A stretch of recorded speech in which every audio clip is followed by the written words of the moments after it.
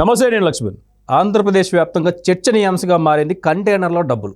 పోతున్న కంటైనర్లో వేల కోట్ల రూపాయలు బోర్డర్ దాటిస్తున్నారని చెప్పి ఒక వాదన వినిపిస్తుంటే, కేవలం ఎలక్ట్రానిక్ గూడ్స్ పోతున్న హైదరాబాద్ నుంచి అని చెప్పి మరొక వాదన వినిపిస్తుంది. కానీ బేస్లెస్ వాదన అయితే కాదు, దీనికి చాలా సాక్ష్యాలు ఉన్నాయని చెప్పి మరో వర్గం చెప్తున్న పరిస్థితి ఉంది. ఇదే అంశం పైన మనతో మాట్లాడడానికి పొలిటికల్ క్రిటిక్ సీమరాజు ఉన్నాడు. ఆయనతో మాట్లాడే ప్రయత్నం చేద్దాం. సార్ నమస్తే. నమస్కారం. అసలు ఏంది ఈ కంటైనర్ గొడవ? దాంట్లో వేల కోట్ల రూపాయలు తరలిపోతున్నాయని చెప్పి కొంతమంది అంటున్నారు. కొంతమంది ఏం లేవో ఎలక్ట్రానిక్ గూడ్స్ పోతున్నాయి, డబ్బుంటే ఆపేవారే కదా అని చెప్పి ఇంకొకరు అంటున్నారు. అసలు ఏ సాక్ష్యంతో ఆ డబ్బులు ఆ కంటైనర్లో ఉన్నాయి, అవి బోర్డర్ తరలియాయి అని చెప్పి ఒక వర్గం చెప్తున్న వాదన మీరు ఎలా బలపరుస్తారు? మరి ఇప్పుడు ఎలక్ట్రానిక్ వస్తువులు ఉన్నాయి దాంట్లో అనేది, అది ఏమాత్రం వాస్తవం ఉన్నా కూడా దాంట్లో డబ్బు ఉండదు అనేది కదా, అదే వాస్తవమే. ఎలక్ట్రానిక్ వస్తువులు ఉన్నాయని ఎవరు చెప్పారు? ఎవరు చెప్పినారు?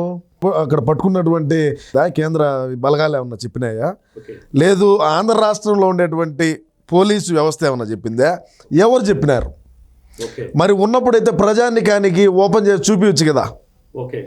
అది డబ్బు కాదు, ఎలక్ట్రానిక్ వస్తువులే అని చెప్పినప్పుడు ప్రజానికానికి తెలియజేస్తే ఈ డౌట్లన్నీ పోతాయి కదా. మరి ఈరోజు మనం చూస్తూ ఉన్నాము, ప్రతి ఒక్క ప్రముఖ మీడియా ఛానల్లో కానీ సోషల్ మీడియాలో కానీ చాలామంది ఇదే విమర్శలు చేస్తున్నారు. ఈ విమర్శలకు అన్నిటికీ తావు లేకుండా పోయింది కదా, ఆడ ఓపెన్ చేసి చూపించుంటే. అది నేననేది. అవును, గతంలో కూడా మనం చూసుకోవచ్చు, ఆ బోర్డర్ నుంచి ఎన్నో కంటైనర్లు తరలిపోతుంటాయి. ఒకే రోజు ఒకేసారి 30 కంటైనర్లు రావటం, ఆపి సస్పెక్టెడ్గా తనిఖీలు చేయటమే ఇప్పుడు అనుమానాలకు దావిస్తుందని చెప్పి అనుకోవచ్చా? తప్పకుండా. ఇక్కడ 2 అంశాలు చూసుకోవాలి లక్ష్మణ్ గారు. మనం అది రాయలసీమ కాబట్టి మా రాయలసీమ జిల్లాల్లో దొరికేటువంటి ఎర్రచందనం కూడా బడా బడా స్మగ్లర్లు ఇదే కోణంలో తరలిస్తూ ఉంటారు. ఇదే కోణంలోనే కంటైనర్లు కానీ, అంబులెన్సులు కానీ, డీజిల్ ట్యాంకర్లు కానీ, వీటిలో ఎర్రచందనం అక్రమ రవాణా డైరెక్ట్ నగిరి మీదుగా Idupulapaya to Rajampet railway Koduru, Balapalli check post ఏదైతే ఉండదో చిత్తూరు కడపకు సరిహద్దు, అక్కడ కుక్కలదొడ్డి అని ఉంటుంది. గతంలో నేను చెప్పేది ఏది, ఉమ్మడి కడప జిల్లా చిత్తూరు జిల్లాలో, ఇప్పుడు అన్నమయ్య అని చెప్పి ఇంకొక జిల్లా వచ్చింది. సో మనం ఈ కోణంలో చూసుకున్నామంటే ఎర్రచందనం అక్రమ రవాణాకు లేదా డబ్బా, ఈ 2 ఉండదు. పోలీసు యంత్రాంగం కానీ కేంద్ర బలగాలు కానీ మనకాడ ఓపెన్ చేసి కానీ చూయించునుంటే రాష్ట్ర ప్రజానికం అందరూ కూడా తెలుసుకొనుందరు జగన్మోహన్ రెడ్డి ఏ విధంగా చేస్తున్నాడని.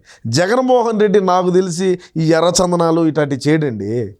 చేసే గంజాయ లేదా భారీగా డబ్బులు వచ్చేటువంటి పనులైతే జగన్మోహన్ రెడ్డి గారు చేసేదానికి సిద్ధంగా ఉంటారు. ఓకే, చూడు ఆ చెక్ పోస్ట్ దగ్గర అంటే ఇంకొక పోస్టర్ కూడా మనకి ఇప్పుడు సోషల్ మీడియా బాగా వైరల్. అవును సార్. ఆ చెక్ పోస్ట్ దగ్గర సస్పెక్టెడ్గా 2 ఉన్నారు. వారిద్దరూ ఆ లారీని తరలించడానికి ప్రయత్నించారు, అందుకనే ఈ విషయం బయటకు రావట్లేదు అని చెప్పి వాదన వినిపిస్తుంది. అది ఎంతవరకు కరెక్ట్ అంటారు? ఖచ్చితంగా ఉండొచ్చండి. ఎందుకంటే జగన్మోహన్ రెడ్డి సొంత జిల్లా అండి ఇది, మీరు మర్చిపోవద్దు. అన్నమయ్య జిల్లా కానీ, కడప జిల్లా కానీ, ఇక్కడ చిత్తూరు జిల్లా కానీ, ఇవన్నీ కూడా జగన్మోహన్ రెడ్డికి ఒక కంచుకోటలాగా ఉంటాయి. అక్కడ ఉండేటువంటి స్థానిక శాసనసభ్యులు కానీ, పోలీసు యంత్రాంగం కానీ, జిల్లా ఎస్పీ గారు కానీ, ప్రతి ఒక్కరు కూడా జగన్మోహన్ రెడ్డికి కావాల్సినటువంటి వ్యక్తుల్ని తీసుకొచ్చుకొని ఆడబెట్టుకున్నాడు. ఈరోజు ఆయన ఎక్కడ కూర్చో ఉన్నా కూడా ఆయన పనులు ఆయన జరుగుతాయి. 100% జగన్మోహన్ రెడ్డి డబ్బు తరలిస్తున్నాడు అనేదే నా వాదన. ఓకే, అంటే డబ్బు తరలిస్తున్నారు అని అనుకుంటున్నాము. ఖచ్చితంగా. ఆ బోర్డర్ దాటిన తర్వాత డబ్బు తమిళనాడు వెళ్ళిద్దా, గుజరాత్ వెళ్ళిద్దా, లేకపోతే ఇంకొక ప్రాంతానికి? ఖచ్చితంగా.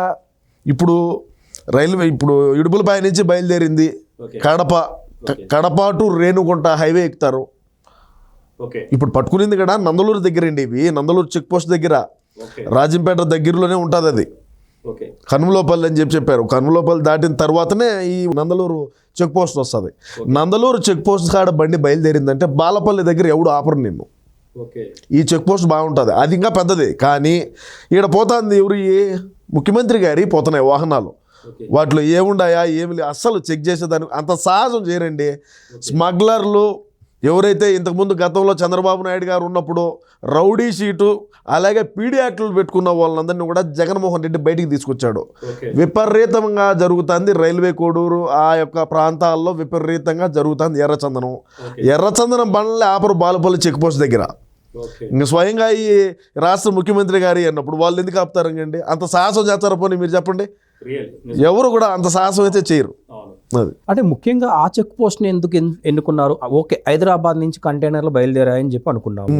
హైదరాబాద్ నుంచి చెన్నై పోర్టుకి వెళ్ళడానికి ఎన్నో మార్గాలు ఉన్నాయి. ఎస్పెషల్లీ ఆ చెక్ పోస్ట్ని ఎందుకు ఎంచుకున్నారంటారు? హైదరాబాద్ నుంచి ఎక్కడ పోతున్నాయండి? ఇక్కడ హైదరాబాద్లో ఎవరున్నారండి? జగన్మోహన్ రెడ్డి గారికి 30 కంటైనర్లు డబ్బు ఇచ్చేవాళ్ళు. మనం ఒకసారి ఆలోచించవచ్చు, ప్రాక్టికల్గా ఆలోచించేద్దాం. జగన్మోహన్ రెడ్డి గారికి 30 కంటైనర్లు డబ్బులు ఇచ్చేవాళ్ళు ఎవరున్నారు? మీకు ఇంకొక విషయం చెప్పాలి. ఇక్కడ ఇడుపులపాయలో జగన్మోహన్ రెడ్డి గారి గెస్ట్ హౌస్ కొద్దిగా దూరంగా పెద్ద పెద్ద వేర్ హౌస్లు ఉంటాయి, గోడౌన్స్ అంటారు వాటిని. వాటిలో ఎర్రచందనం డంప్ చేస్తారు. ఓకే, వేంపల్లో మద్యం తయారు చేస్తారు, అది వేరే విషయం. అక్కడి నుంచి అది డంప్ చేస్తారు. అదేవిధంగా డబ్బు కూడా డంప్ చేసి ఉంటుంటే అక్కడే డంప్ చేసి ఉండొచ్చేమో కదా. ప్రపంచంలో ఎక్కడైనా సరే మద్యపానం ఎక్కడైనా బారుకు పోండి, లేదంటే ఎక్కడైనా వైన్ మార్టుకు పోండి, మాలుకు పోండి, ఎక్కడికైనా పోండి, నువ్వేదైనా ఆల్కహాల్ తీసుకోవాలంటే నువ్వు క్యాష్ తీసుకుంటారు, credit, debit, UPI money, digital money, రకరకాలు ఎక్కడైనా ఆన్లైన్ పేమెంట్. కేవలం మన ఆంధ్ర రాష్ట్రంలోనే ఎందుకు ఉండదండి? కేవలం మన ఆంధ్ర రాష్ట్రంలోనే డబ్బులు తీసుకోవాలా, బాటలు తీసుకొని పోవాలనే కాన్సెప్ట్ పెట్టింది ఎవరంటే జగన్మోహన్ రెడ్డి గారే. ఈరోజు రకరకాలైనటువంటి విమర్శలకు దారి చేస్తున్న ఈ కంటైనర్లు. ఇంకొక విషయం మనం ఇక్కడ చూసుకుంటే నగిరి చెక్ పోస్ట్ చూడాలి మీరు, అది ఇంకా పెద్దది. నగిరి దాటిన తర్వాత చెన్నై టు ఆంధ్ర బార్డరు. అక్కడ రోజా వాళ్ళ అన్నగారు ఈ బండ్లు దాటించేదానికి రెడీగా ఉన్నారని కూడా విమర్శలు వస్తున్నాయి. మరి దీనికి ఏం చేద్దామంటారు చెప్పండి? వీటన్నిటికీ తావు ఇవ్వకుండా ఇక్కడే చెక్ పోస్ట్లోనే కన్నా ఎక్కడైతే బండ్లు పట్టుకున్నారో అదే ప్లేస్లోనే ఓపెన్ చేసి చూపించుంటే ఈరోజు ఆంధ్ర రాష్ట్రంలో ఉండేటువంటి ప్రజానికానికి ఒక ఆన్సర్ ఉండేది. ఏ విధమైనటువంటి విమర్శలు దారి తెచ్చున్నారని మీరు చెప్పండి లక్ష్మణ్ గారు.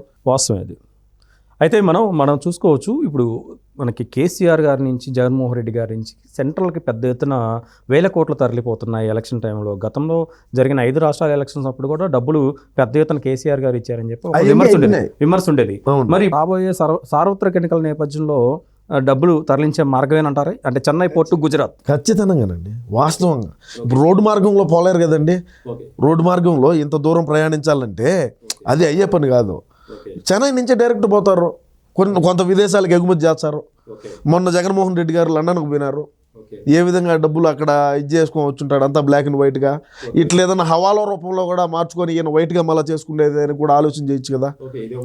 ఇది ఒక మంచి అంశమే. మీరు ఎవరికైనా ఇది ఆలోచనేనండి. జగన్మోహన్ రెడ్డి లండన్కు పోయినాడు, అక్కడేదో కొన్ని బ్లాక్ అండ్ వైట్గా చేసుకునేదానికి మార్గాలు ఎన్నో ఉంటాయి బయట దేశాల్లో. అదే కోణంలో చూసుకుంటే మనం జగన్మోహన్ రెడ్డి ఇప్పుడు గుజరాత్లో ఎక్కువ హవాలా మారుతూ ఉంటుందండి. మీకు ఒకసారి ఐడియా ఉందో లేదో మరి. ఈ మార్వాడీస్ వీళ్ళంతా కూడా, పటేల్స్ వీళ్ళంతా కూడా హవాలా రూపంలో డబ్బులు మార్చేది ఎక్కువ జరుగుతూ ఉంటుంది. మరి మెయిన్ ఏంటంటే అహ్మదాబాద్లో ఎక్కువ జరుగుతూ ఉంటుంది. ఈ కోణంలో ఆలోచన చేసుకో. ఇప్పుడు ఏదేమైనప్పటికీ కూడా లక్ష్మణ్ గారు, మీరు ఆడ ఓపెన్ చేసి కన్నా చూపించునుంటే అక్కడితో క్లోజ్ అయిపోయేది ఇష్యూ. జగన్మోహన్ రెడ్డి అవినీతికి ఏమి చేయలేదురా, ఇది కంటైనర్లు డబ్బు కాదు, ఏదో సంథింగ్ ఏదో ఉండేటి, ఎర్రచందనం కావచ్చు, లేదంటే ఇంకోటి కావచ్చు. ఈరోజు రాష్ట్రంలో ఉండే ప్రజానికం అంతా కూడా ఆలోచనలో పెట్టేటువంటి అంశం ఇది. ఇది మొత్తానికైతే కంటైనర్లో తరలిపోతున్న డబ్బే అనేది బలంగా వాదిస్తున్న విషయం. మొత్తం ఆంధ్ర రాష్ట్రం కాదు, ప్రపంచం మొత్తం ఈ కంటైనర్ వైపే చూస్తుంది. ఆ కంటైనర్లో ఏముందని చెప్పి అధికారులు అప్పుడే ఓపెన్ చేసి చూపిస్తే ఏ సమస్య ఉండేది కాదు, ఇంత పెద్ద రచ్చ జరిగేది కాదు అనేది విశ్లేషణ ద్వారా అర్థమవుతుంది. మరొక అంశంతో మళ్ళీ కలుద్దాం.